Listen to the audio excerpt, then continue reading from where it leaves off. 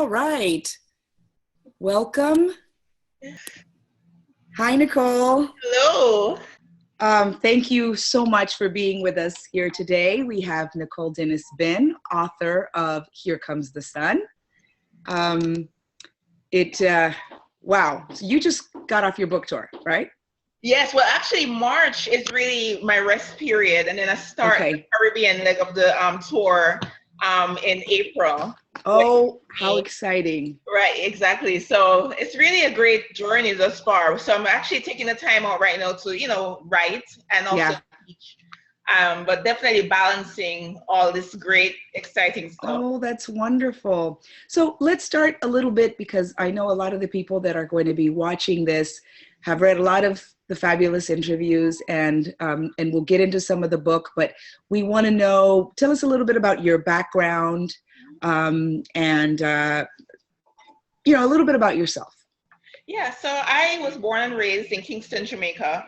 I came to the United States at 17. That was 1999. Came for college. And I actually, was first generation college student. So I was pre-med in college, thinking that was going to be my route, that I was going to be a doctor. But then it took me a while to come to terms with the fact that I really, really loved writing. And I just didn't know how to pursue it. So it wasn't until 2000, I would say 2010 or 2009, that, my partner suggested that, why don't you just take a couple of writing courses? Because she was noticing that I was really writing more than anything else. And so for me, it was really hard to come to terms with that at first. But now, looking back, I think it was the best decision ever, because I'm really happy writing right now. Yeah. Yeah, so that's it in a nutshell in terms of that journey. So you must get a lot of people that, oh, I knew I was going to be a writer since I was 5, and I've been working, and here you were pre-med, and doesn't mean that you didn't do all the hard work, but it's a roller coaster ride, and we are so lucky to have you and your writing, because, the book is delicious, and we can't wait to hear more. But when did you know that the book was going places? I knew, let me see. Well, the thing that when I sat down to write it, I wasn't even thinking about the reception. I was just writing a story, really from the heart. Like most of my projects actually are written from the heart. So when I sat down to write, it was more getting out most of the things that I wanted to say or wanted to express while living on the island, but could not express until I had that good distance to really analyze certain things that were going on. For example, the classism, the racism on the island, the homophobia, religiosity, the sexualization for young girls, all those things. I think it was important for me to write, but at the same time, I wasn't even thinking about how to put all of that in one book. I just think the characters themselves led me to those down those avenues, and I just went with it. I love it. I don't know if it was an interview that NPR did or New York Times, where you mentioned that the word activism is a dirty word, and I totally get it, because I was that activist, and then when I turned to writing, I feel like fiction is a better way to take your message, especially to the people that may not. Sometimes when you're an activist, you're preaching to the choir. Right. And it's nice when you Here Comes the Sun, you're talking about, you're bringing a certain, all these messages that are very important, but you're bringing it via a story. And so tell us about how that story, you say it came to be organically. Yeah. And, people from outside academia are like, oh, this is a great way of talking about homophobia, environmental racism. But for you, this was coming from experiential based, just being on the island. And tell us about that. Yeah, well, I always say this. I don't think I could have been the writer that I am today had I not gone through that journey as a public health researcher. So first of all, I did my master's in public health at University of Michigan. And, I did health education and health behavior. And it was like going around and talking about like how to best well eat a healthy diet, for example, or how to practice safer sex, right? Mhm. Telling people those things, right? Trying to change behavior. But it was more of like the interventions were more forceful. I think with Right. fiction, as a writer, as a creative person, I could actually put messages without being didactic. And that's what I love about this art. It's not like beating people over the head.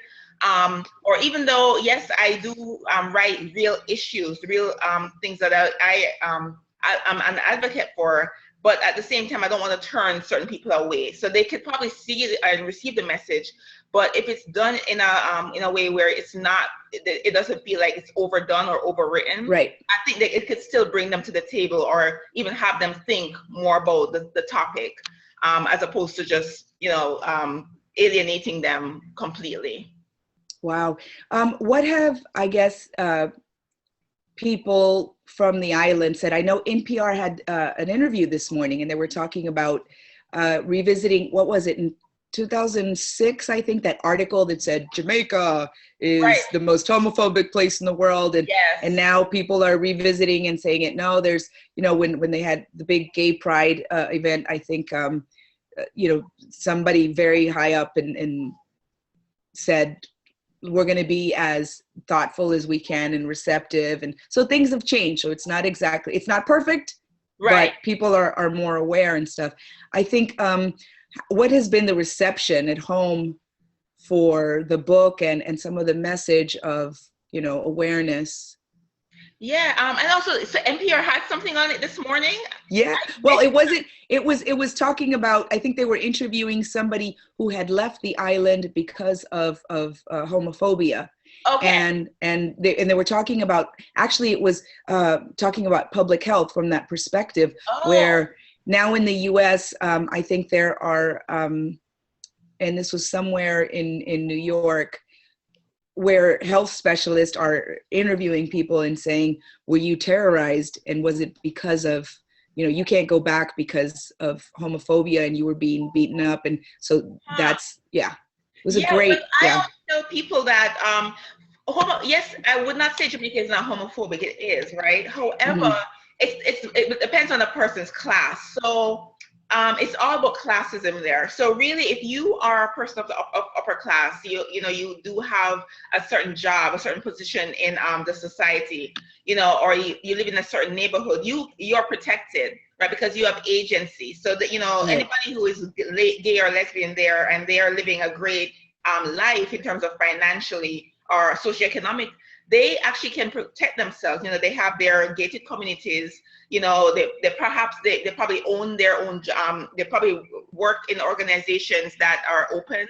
For example, if you're in academia or the arts, it's more open, right? Right. However, working class Jamaicans who are gay or lesbian are more at risk because what happens is that they might not live in certain communities that they can actually hide who is coming in and out of their homes, for one.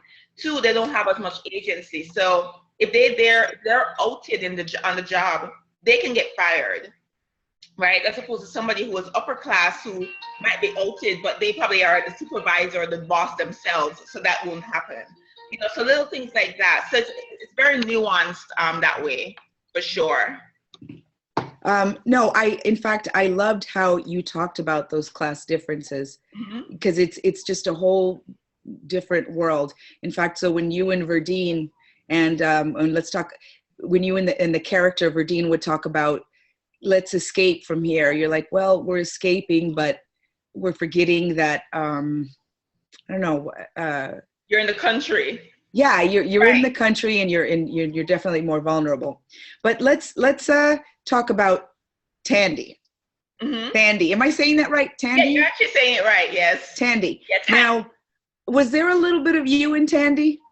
Because Yeah. you're talking about the super smart kid. Definitely, definitely. That expectation to be a doctor, for example, Yeah. first generation college students, first generation immigrants, or coming here to this country with that notion, you have to make it, you have to achieve that American dream. And so, of course, being that I was in college, I felt that pressure. There was that huge expectation. And then actually, I was also interacting with other first generation college students who were under the same pressure, you know, to either be a doctor, a lawyer, to do business or finance, just because they are the first in their family. And so, you know, going to a school like Cornell University where, you know, it's really, you have to, like, most kids knew exactly what they wanted to do after graduation. You know, they were doing internships, and so, yeah, it was increased pressure to come out as that professional that your immigrant parents could actually brag about, saying, yes, my daughter or my son is now Dr. So-and-so, right? Or JD, or, you know, somebody in the professional realm that would make them look good as new Americans. What was that like for you that you didn't continue with medical school?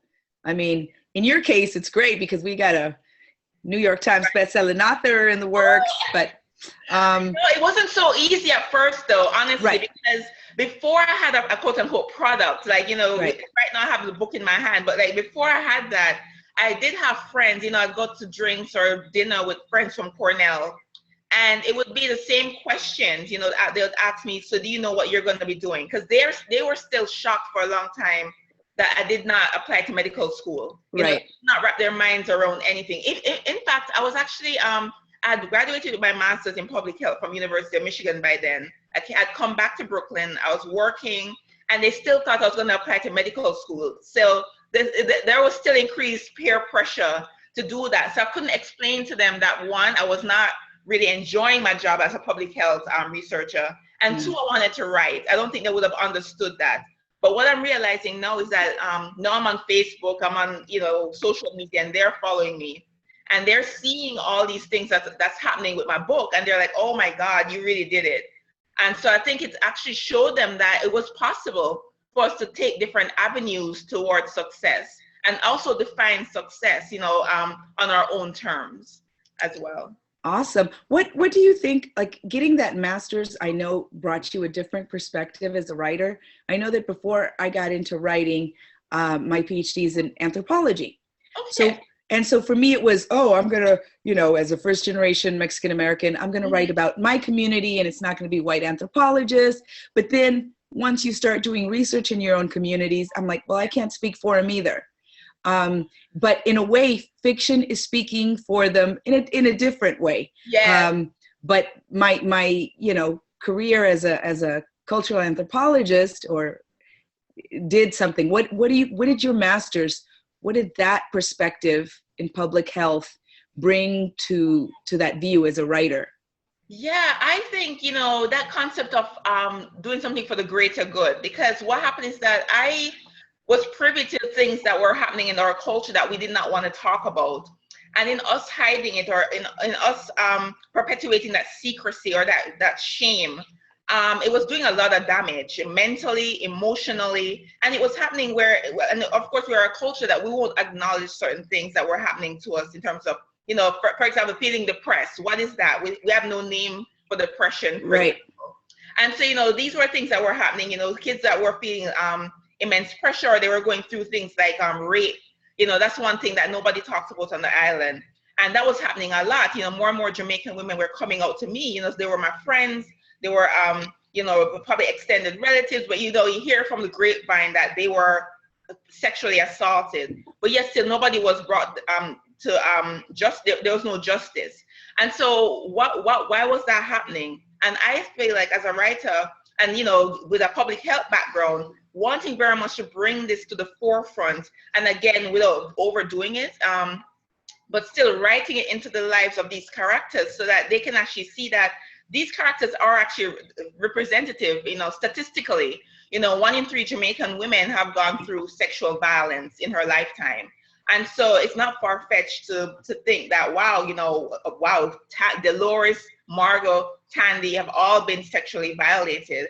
You know, it's something that's true. And even right now in 2017, it's not a huge conversation among Jamaican women. We have the Tambourine Army that marched last weekend against sexual violence against young girls and women. And so Here Comes the Sun has been brought up a lot in that conversation now. That's great. Right, in terms of the dialogue that they have been wanting to have a long time ago, but now have the courage to bring those things to the forefront. So I'm glad that I did that. No, in fact, that's what I love. I think one of the interviews, or one of the fabulous reviews that they've done on your book, talked about how nuanced humanity. So when you talk about Margot and the pressures of fitting into that working society, especially when you've got two different roles where you're trying to be a professional and then you're also, a sex worker, and trying to keep that from people.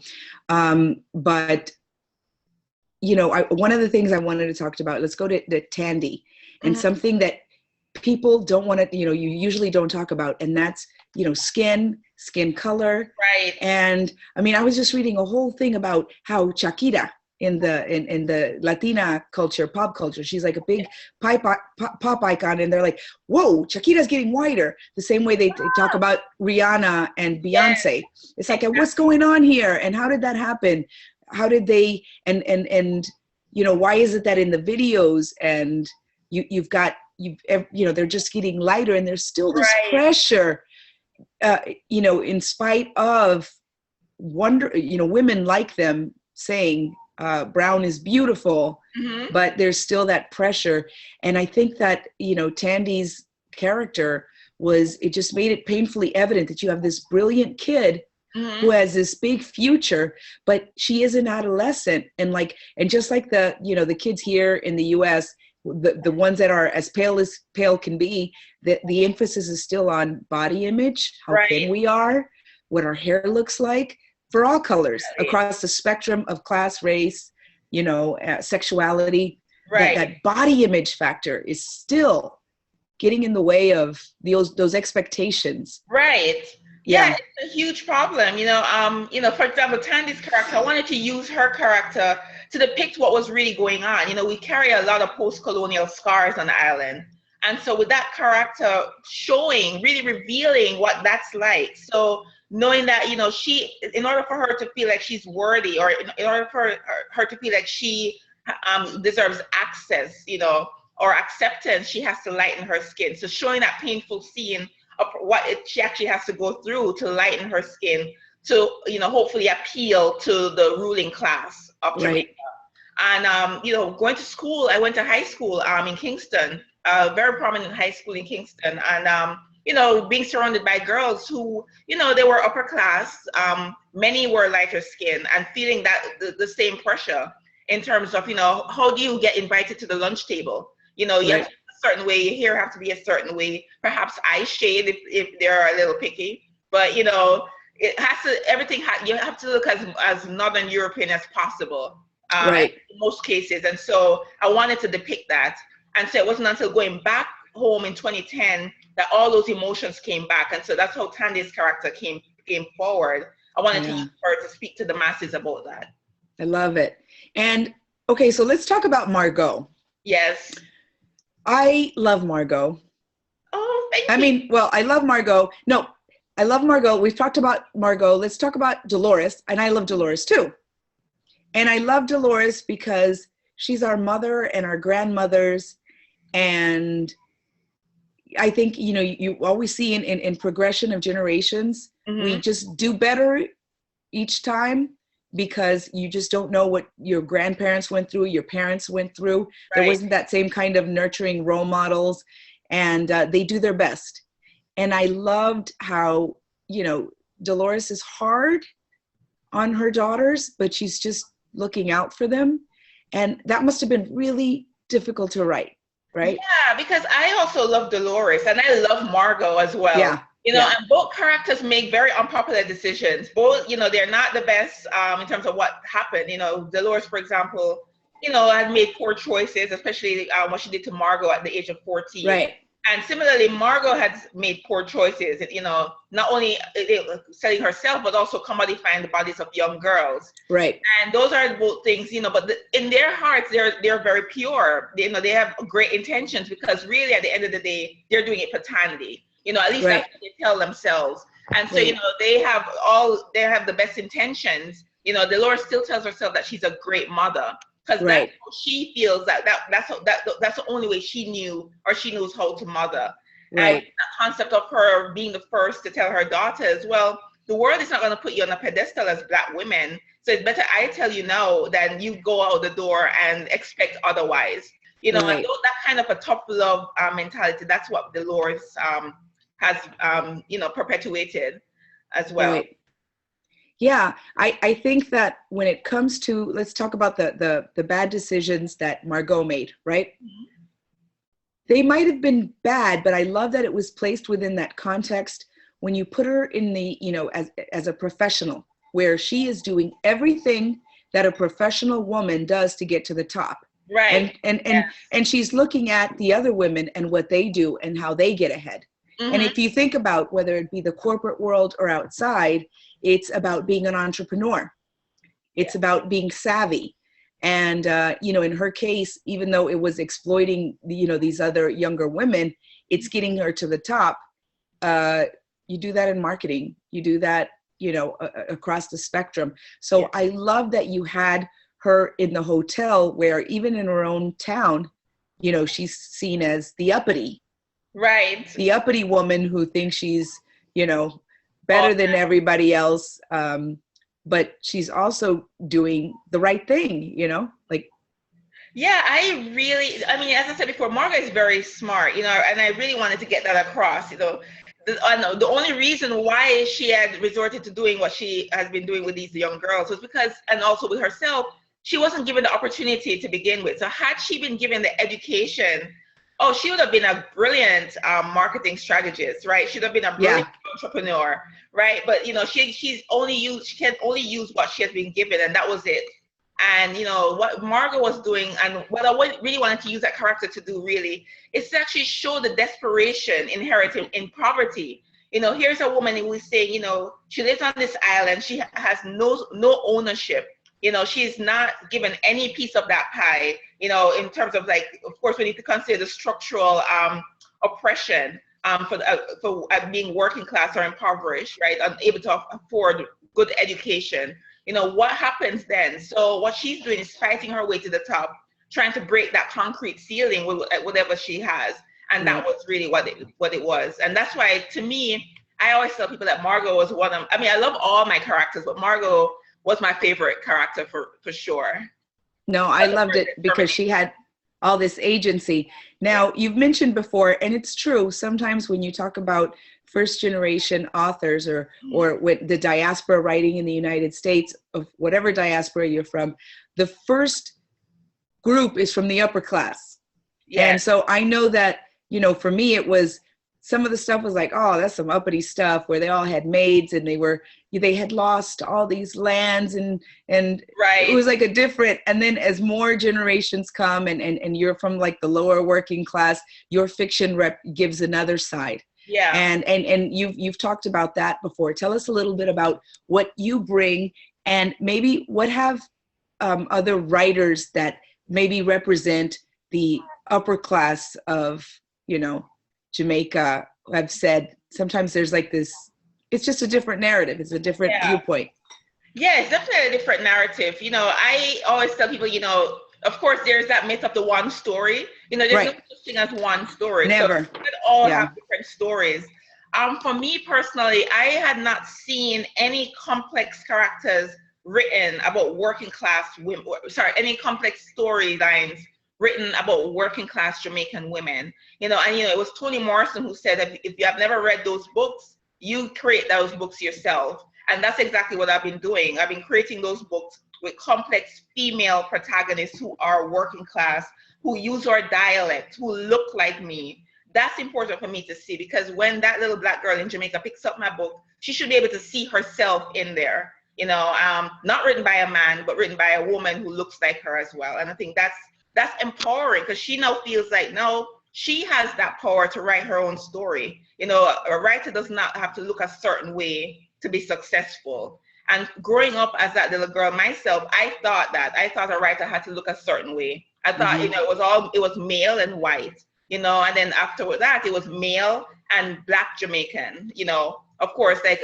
the legacy of our writers in the country, you know, those who are being celebrated are all men, right? So where are the women? So I want to be a part of that legacy where, you know, as a working class Jamaican woman from Vineyard Town, Kingston, but I want my name to be out there, and a little girl or even a little working class boy to look and say, wow, we exist. Here we are on the page. We can actually continue this.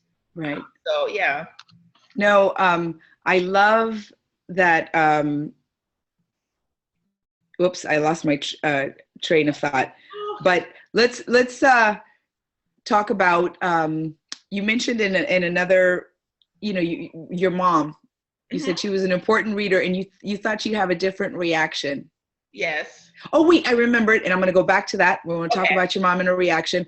But I remember in our interview that we did for BCB, one of the things that struck me about how you wrote it is I thought of my experience as a first-generation college student and reading Gloria Anzaldua's Borderlands for the first time, where she begins a book with like music from working class people and conjuntos. Right. So as like a poor Chicana student, it was like, oh my gosh. Exactly. It's on print. And then the way we spoke, and she was from areas close to my hometown. That was powerful. I mean, it's the reason I got a PhD. It's the reason, I stayed in school. Yeah. Right. So I thought, I remember talking about that. Have you had your readers have that response, like, thank you for including this dialect? Yes, I have. Definitely. Many Jamaicans, because I've had the privilege of reading in Jamaica twice, actually, once in June and once in January, a couple months ago. Awesome. And so there were Jamaicans who listened, and they were so gracious, like they were so thankful to have their lives, their stories written. There were women who were coming up to me saying, I would not have had the courage to express this, but you put it in the words I've always wanted to say. And that meant a lot to me. It really did. And one of the biggest things too, I hopefully that this continues, that they love all the characters, Tandy, Margot, Dolores. They understood where Margot was coming from. At first, one of my biggest fears was, oh, well, Margot and Verdine were in a relationship, but they were seeing that relationship as a relationship between two people who are in love. And if anybody has ever suffered love and loss, can really relate to that. So it was really great for me to see that where people were seeing these women, hearing them, and appreciating and accepting who they are. So that was a major success for me in that sense. Well, talking about Verdine and your mom as an important reader, what did your mom think about Verdine? Yeah, my mom, there were times when at one point she had said, oh, she doesn't like how Margot is treating Verdine. And to me, I was like, wow, so she got it. She got what I was trying to do in that relationship, and see Margot's internal struggle, especially when we think about cultural norms, seeing that internal struggle of like, wow, she can't fully love this woman because she's so afraid of what that would feel like, or what would that be like, and so I was glad that it got across that way. Oh, that's great. Let's see, who have we not talked about? There's so much we haven't talked about. Oh, what has been the response? Because one of the things when you talk about environmental racism, and that's kind of one that I wouldn't say it snuck in there. It's like a big part of the narrative, but it's in there in a way that it really tells the story of, okay, you've got the tourism industry, and we only hear about, let's go to the beautiful island. Right. But then I love that in Here Comes the Sun, you see the reality of the displacement. What has been the reaction to that part of? So, across the board, people agree, we agree as Jamaicans that it happens, right? The only thing we don't know for sure is that where do these people go? We still don't know where they go, like where they have been able to make their new lives or livelihood.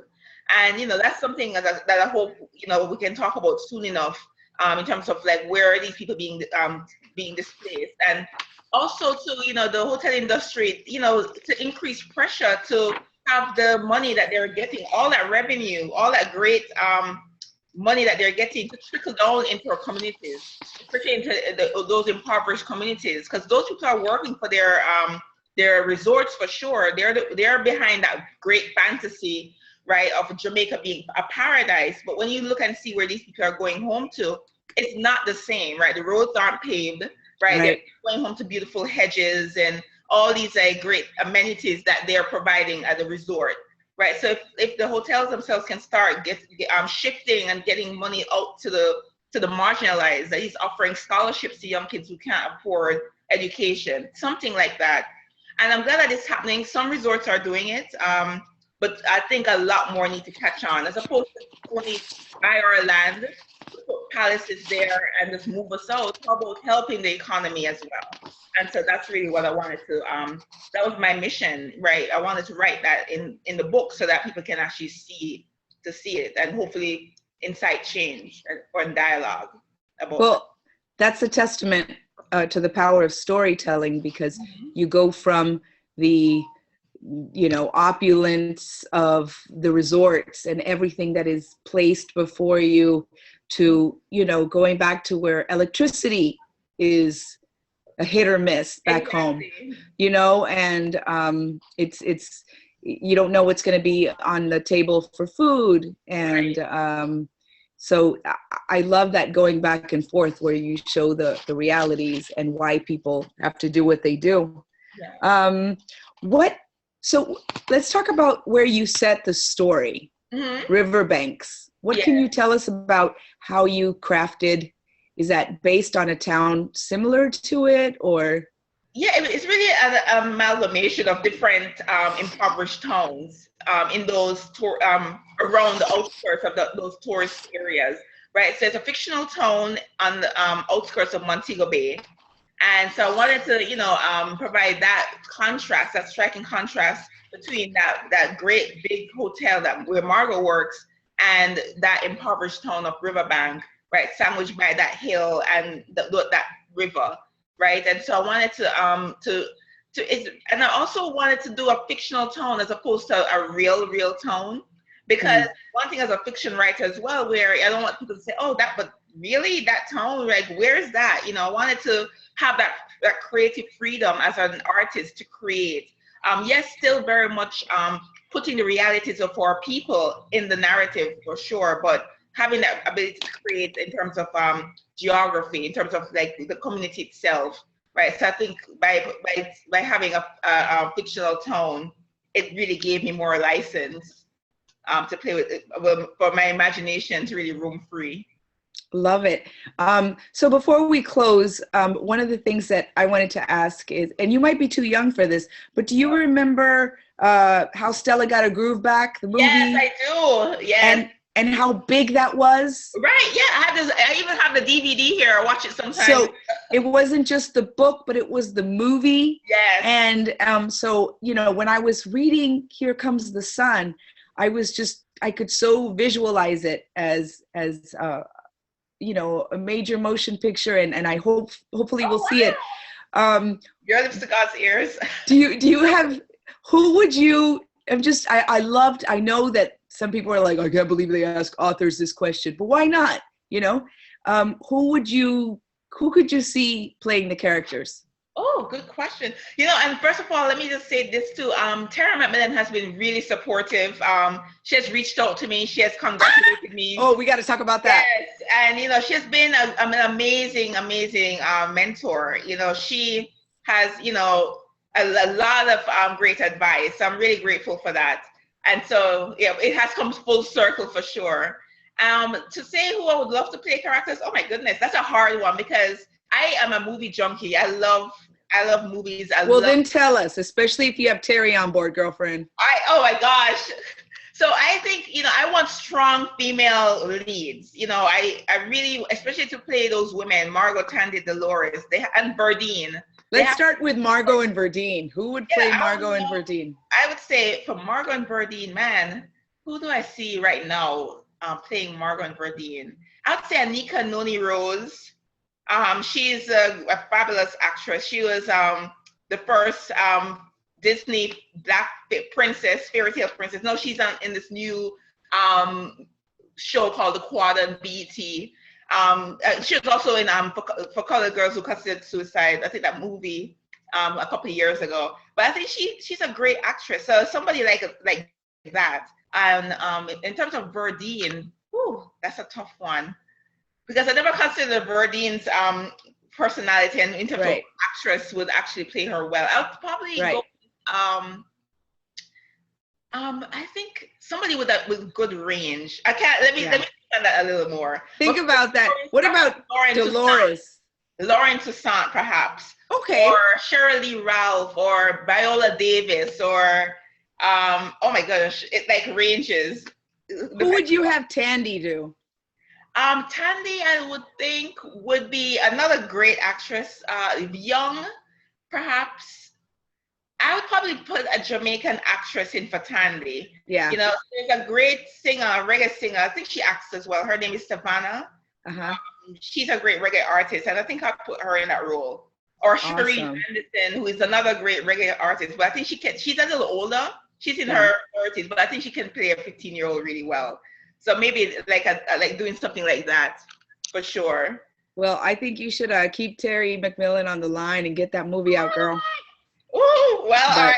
Once again, your lips to God's ears with that. But thanks for that fun. Yeah. Well, thank you so much for being with us today. And I'd ask you about the next book, but hopefully we'll just have you on to discuss the next book. I'm excited for that, which I'm working very hard on right now, but yeah. Is that something you could talk about, or would you rather leave it for? I'll remain mum for now. Yeah, okay. But you know that it's set here, it's set in Brooklyn, and it's also set in Jamaica. So giving readers both worlds this time. Wonderful. Yeah. So thank you so much, Nicole Dennis-Benn, author of Here Comes the Sun. Yes. It's been wonderful talking to you. Same here. All right. Bye-bye. Thank you. Take care. Bye.